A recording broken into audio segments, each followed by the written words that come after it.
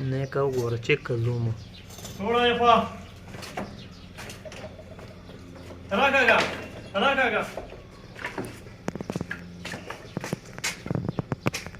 Neka zumi čeka rašo. रुका